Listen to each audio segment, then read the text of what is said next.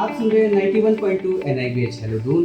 मैं हूं आरजे तौसीफ और हम मना रहे हैं विश्व दिव्यांग दिवस। और इस सिलसिले में बातचीत करने के लिए हम आप पहुंचे हैं अपने संस्थान के एडमिन डिपार्टमेंट में और हमारे साथ एक मैम मौजूद हैं। चलिए पहले उनसे परिचय लेते हैं। मैम अपना परिचय दीजिएगा। जी मेरा नाम भावना भट्ट है। मैं यहाँ पे वर्ष 2012 से आशुलिपिक के पद पे कार्यरत हूँ और हमारे जैसे संस्थान में हर साल अंतर्राष्ट्रीय दिव्यांगजन दिवस की एक बहुत उत्साह के साथ इसे मनाया जाता है। जी, तो मैम इतने लंबे समय से आप यहाँ इस संस्थान में कार्य कर रही हैं, तो आप क्या मानती हैं कि गवर्नमेंट की इतनी स्कीम्स होने के बावजूद कौन से ऐसे 3 पहलू हैं जिस पे जो इंक्लूसिविटी के लिए बहुत ही ज़रूरी है दिव्यांगजनों के लिए? जी देखिए दिव्यांगजनों के लिए सरकार द्वारा काफ़ी योजनाएं चलाई जा रही हैं। जैसे इस बार का भी जो दिव्यांग दिवस की जो थीम है वो भी विकलांग व्यक्तियों के नेतृत्व, समावेश और स्थायी विकास पर केंद्रित की गई है, जिसका उद्देश्य ये सुनिश्चित करना है कि विकलांग व्यक्तियों को समाज और भविष्य के विकास की योजनाओं में शामिल किया जाए, जिससे उनके अधिकारों और सम्मान का समर्थन हो। तो इसी परिप्रेक्ष्य में मैं कहना चाहूँगी कि दिव्यांगजनों के लिए जो स्कीम चलाई गई है उसके तहत दिव्यांगजनों में सबसे पहले उनको स्वावलंबी बनने हेतु प्रेरित किया जाना चाहिए। जो भी स्कीम है सरकार जो भी उनके लिए उनके क्षेत्र में कार्य कर रही है उनको स्वावलंबी बनने हेतु प्रेरित किया जाए, जिससे वो अपनी जो योजनाएं चलाई जा रही हैं उनका भरपूर फ़ायदा उठा सकें। और दूसरा एक सरकार द्वारा शुरू की गई है एडिप योजना, जिसमें उन्हें उपकरण या उनके ज़रूरत की चीज़ें सरकार सारा मुहैया कराती है। तो उसके अंतर्गत भी उनमें एक अवेयरनेस, एक जागरूकता होनी बहुत ज़रूरी है। सरकार ऐसे कार्यक्रम भी बीच बीच में चलाती रहे या इंटरनेट वेबसाइट के माध्यम से उन्हें ऐसी जानकारी उपलब्ध कराए जिससे वे अवेयर हो सकें और अपने अधिकारों के प्रति आगे आएँ।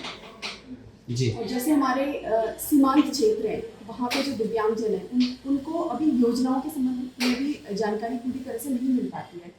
तो हमारा यही मानना है कि वो ऐसी जगहों पर भी सरकार जो अपने कैंप लगाए वहाँ पे अवेयरनेस लोगों को दे, जिससे वे अपने अधिकारों के बारे में जाने, उनका पूरा फ़ायदा उठा सकें।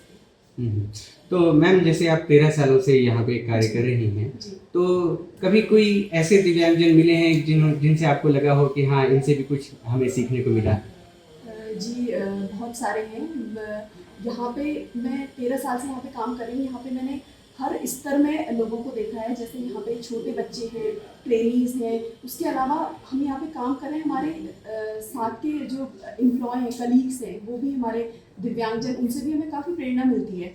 और हमारे जो अधिकारी रहे हैं हमने उनके सानिध्य में भी कार्य किया है। तो हमें प्रेरणा मिलती है कि उन्हें देख के हम भी प्रेरित होते हैं कि अगर कोई दिव्यांगजन इतना जागरूक है, हर क्षेत्र में आगे बढ़ रहा है, तो हमें भी उस क्षेत्र में पूरी तरह प्रयासरत रहना चाहिए। उनके भविष्य के लिए, उनके सहयोग के लिए हमें पूरी तरह से प्रयासरत रहना चाहिए।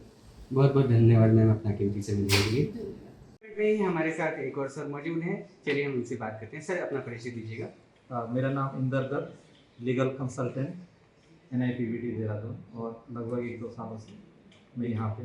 जी, तो सर जो आपका 1-2 साल का अनुभव रहा है NIBH में, NIPVT में काम करने का, तो उसमें आप क्या समझते हैं सर कि जैसे गवर्नमेंट की इतनी स्कीम्स हैं और संस्थान भी काफ़ी कुछ कर रहा है, इसके अलावा एक दिव्यांगजन को सशक्त बनने के लिए कौन से ऐसी 3 पॉइंट्स हैं जिस पे ध्यान देना चाहिए? देखिए, जैसे हम जानते हैं कि हर एक व्यक्ति जो पैदा होता है तो उसका समान रूप से अधिकार है जितने भी रिसोर्सेज हमारे पास पृथ्वी पर होते हैं। लेकिन खासकर जब हम भारत सरकार की बात करते हैं, बहुत सारी योजनाएं हैं दिव्यांगजनों के लिए, और सबसे पहले उनको अवेयर होना बहुत ज़रूरी है कि उनके लिए कौन सी योजनाएं हैं, ताकि जो लास्ट पर्सन, जो अंत का व्यक्ति भी जो है उस योजना का लाभ उठा सके। तो अवेयरनेस बहुत ज़रूरी है, और उस अवेयरनेस को चाहे उसके पेरेंट्स हो, चाहे समाज के लोग हों, चाहे कम्युनिटी के लोग हों, उन सब को इकट्ठे मिलकर इन चीज़ों को अवेयरनेस के साथ साथ कैसे उनको आगे सशक्त करें, इसके लिए काम करना चाहिए। जी, तो थैंक यू सो मच, आपने सर अपना कीमती समय दिया। धन्यवाद, थैंक यू। जैसे कि पूरे देश में अभी डिसेबिलिटी डे मनाया जा रहा है, तो जो समाज के लोग हैं वो दिव्यांग लोगों को वो दया की दृष्टि से देखते हैं। तो आप इन लोगों के प्रति क्या सोचते हैं, मतलब आपका नजरिया क्या है इन लोगों के प्रति? नमस्कार, मेरा नाम सपना चौहान है। मैं NIPVD DSE डिपार्टमेंट में फैकल्टी हूँ। मैम मैंने काफ़ी टाइम से मैं स्पेशल बच्चों के साथ में काम कर रही हूँ और मुझे ऐसा लगता है कि हमारी जो सोच है हमें उसे बदलने की ज़रूरत है, क्योंकि जितना मैं डे टू डे देख रही हूँ कि पर्सन विद या चैलेंजिंग स्टूडेंट्स हैं, वे हर दिन कभी आप देख रहे होंगे कि अभी जैसे नेशनल जो है ना गेम हुए हैं उसमें वो अपनी प्रतिभा का वर्चस्व लहरा रहे हैं। कहीं पर भी चाहे रिक्रूटमेंट हो रहे हैं, एजुकेशन है, सभी में वे बढ़ चढ़कर अपना हिस्सा ले रहे हैं और वे खुद को साबित भी कर रहे हैं। बदलाव सिर्फ हमारी सोच को लाने की है। हम लोग जो लोग हैं, हमारी सोच ये है कि अभी भी हम उन्हें दीनहीन या दया की दृष्टि से देख रहे हैं। तो मुझे ये लगता है कि कमी उनमें नहीं है, कमी हमारी जो सोच है, हमारे विचारों में है कि हमें ज़्यादा से ज़्यादा अपनी सोच को सकारात्मक करना पड़ेगा और हमें उन्हें सहानुभूति में, हमें उन्हें समर्थन देने की ज़रूरत है। तो और उन्हें समावेशन की हमें ज़रूरत है कि हम उन्हें समावेशित करें। तो मुझे लगता है मैम बदलाव हमारी सोच में है ना लाना ज़रूरी है। यस मैम, आपने बिल्कुल सही कहा। मैम आपसे मैं ये और ये मेरा दूसरा क्वेश्चन ये मैम कि अभी आपने इतने सालों से इस डिपार्टमेंट में लोगों मतलब स्टूडेंट्स को पढ़ा रही हैं मैम, तो दिव्यांग स्टूडेंट जिसके कहानी से आप इंस्पायर हुई हो, तो ऐसी कोई कहानी आपको याद आ रही है तो आप बताइए। मैम मेरे साथ में मेरे खुद के जो कुछ स्टूडेंट्स जो मेरी क्लास में पढ़ते थे, उसमें से बहुत सारे ऐसे स्टूडेंट हैं जिन्होंने जो क्रिकेट के अंदर, फुटबॉल के अंदर इतना अच्छा वे खेलते हैं। जब वो स्कूल में थे तब भी वो बहुत अच्छा खेल रहे थे, उसके बाद में कॉलेज में आने के बाद भी, और मैम इतना अच्छा खेल रहे हैं कि वो नेशनल इंटरनेशनल लेवल तक भी गए हैं और वहाँ पर वे मंच पर सम्मानित हुए हैं। तो ऐसे एक नहीं, मेरे लिए बहुत सारे उदाहरण हैं जो कि जो हम नहीं कर पा रहे हैं वो आज वे लोग कर रहे हैं और अपना हमारा NIPVD का भी नाम रोशन कर रहे हैं और हमारे देश को भी रिप्रेजेंट कर रहे हैं। Thank you ma'am. Thank you. तो हम अब मिल रहे हैं एक शिक्षक जो ब्रेल के टीचर हैं। सर सबसे पहले तो आप अपना परिचय दीजिए सर। मेरा नाम रोहित है, यहाँ पर ब्रेल इंस्ट्रक्टर हूँ TCAB में। तो सर हम लोग दिव्यांग दिवस मना रहे हैं, तो इस पे आपका क्या संदेश है? मेरा ये मानना है कि जो भी दिव्यांग व्यक्ति है, यदि वो किसी भी क्षेत्र में कार्य कर रहे हैं तो उसको लगन से और परिश्रम से करें तो उन्हें सफलता मिलेगी और वो भी समाज में अपना कुछ ना कुछ योगदान दे सकेंगे। धन्यवाद। नमस्कार साथियों, अब हम आए हैं NIPVD के साइकोलॉजी डिपार्टमेंट। तो सर सबसे पहले तो अपना परिचय दीजिए। कुणाल, मैं क्लिनिकल साइकोलॉजी में सेकेंड ईयर का छात्र हूँ।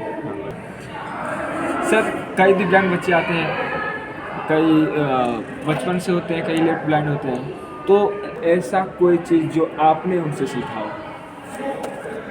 जी, कई बार हमें सबसे बड़ी बात तो ये है कि कई बार हमें लगता है कि हमारी ज़िंदगी में कई दिक्कतें, लाइक अगर हम मानसिक स्वास्थ्य विशेषज्ञ हैं बट हमारी भी अपनी ज़िंदगी होती है, पर्सनल लाइफ में हमारे स्ट्रगल्स आते हैं, बट हमें ऐसा लगता है कि इनसे शायद हम सबसे बड़ी चीज़ जो सीख सकते हैं वो रेजिलियंस है, कि गिरकर भी आपको उठने की कोशिश करनी है, कि आप चीज़ों से आप आगे बढ़ सकते हैं और आप कर सकते हैं। तो जहाँ आपको लगता है कि चीज़ें ख़त्म हो रही है, हताश हो जाते हैं आप, वहाँ शायद कोई और रास्ता होता है, थोड़ी और कोशिश करने की ज़रूरत होती है।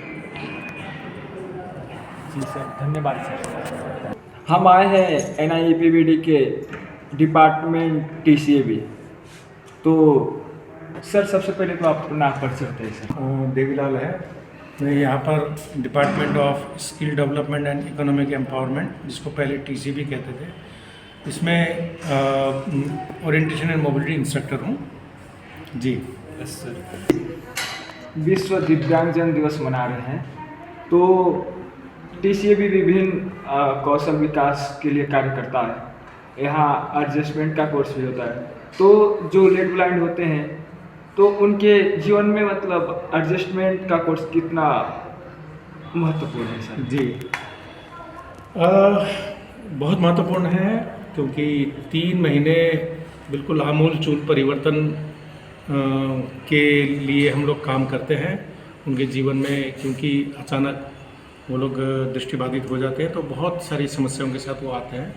फिजिकल समस्या के साथ साथ मानसिक समस्याएं भी होती हैं और उनको उनके जो कौशल को हम विकास करते हैं इन 3 महीनों में, उसमें सबसे महत्वपूर्ण होता है कि वो एक जगह से दूसरी जगह स्वतंत्रतापूर्वक आना जाना कर सकें, जिसके लिए मैं और मेरे सहयोगी मिस अल्पना वो हम लोग मोबिलिटी की ट्रेनिंग देते हैं, जिसको ओरिएंटेशन एंड मोबिलिटी की ट्रेनिंग बोलते हैं। जिसमें होता ये है कि हमारे जो नव दृष्टिबाधित जो लोग होते हैं, जो रिसेंटली ब्लाइंड हैं, उनको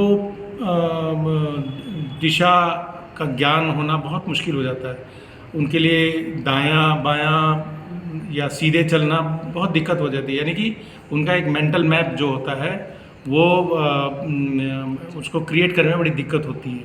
तो हम लोग बहुत ही सूक्ष्म तरीके से सिखाना शुरू करते हैं, जिसमें कुछ 10 मीटर की दूरी से शुरू करके हम लोग किलोमीटर्स और किलोमीटर्स तक उनको 3 महीने के अंदर चलना फिरना सिखाते हैं। जिसमें कुछ टेक्निक्स वगैरह भी हैं, जिसमें अंदर इंडोर मोबिलिटी कैसे करेंगे, आउटडोर मोबिलिटी कैसे करेंगे, इन सब चीज़ों का हम टेक्निक के साथ सिखाते हैं। जिसमें प्रमुख रूप से होता है कि वो जो अपने रिमेनिंग सेंसेस है, यानी कि अब दृष्टि रही नहीं, अब जो बाकी बची हुई जो इंद्रियां हैं उनको कैसे स्किलफुली इस्तेमाल करें कि वो इस संसार को समझ सके, अपने आसपास के परिवेश को समझ सके और उस परिवेश में एक जगह से दूसरी जगह जा सके। ये हम इस कौशल को विकास करने की कोशिश करते हैं उनके अंदर। जी सर, एक और प्रश्न था कि मान लीजिए यहाँ कई दिव्यांगजन बच्चे आते हैं, तो कोई ऐसी चीज़ जो आपको उनसे सीखने को मिली हो? जी बिल्कुल, भले ही हम उनको सिखा रहे हैं, लेकिन हम उनसे भी बहुत सारा चीज़ सीखते हैं। जैसे कि खुद ही हमने उनको सिखाया, खुद वो चलने फिरने लगे और आश्चर्य की बात ये लगती है कि 2-2.5 महीने के बाद उनके अंदर एक अपना जो व्यक्तित्व होता है वो उभर के आता है। जी जी सर, धन्यवाद सर।